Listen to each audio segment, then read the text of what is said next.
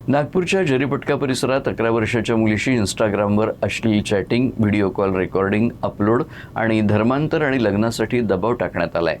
मुलीच्या आईच्या तक्रारीनंतर जरीपटका पोलिसांनी आरोपीला अटक केली आहे।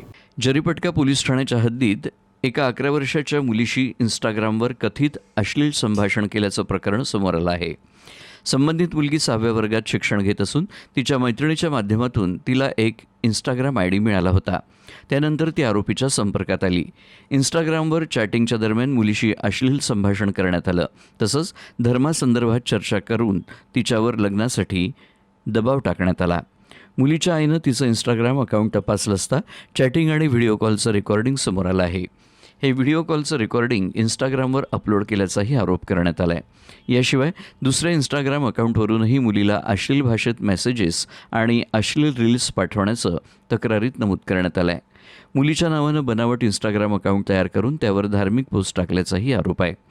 मुलीच्या आईच्या तक्रारीनंतर जरीपटका पोलिसांनी चंद्रपूर येथील 24 वर्षीय अंकित देवगडे याला अटक केली असून या संपूर्ण प्रकरणाचा तपास सुरू आहे। MS34/अंकित/मदारी या आयडीवरून एक मुलगा त्यांच्या अल्पवयीन मुलीशी चॅटिंग करून अश्लील चॅटिंग करून लग्नाची मागणी करत आहे।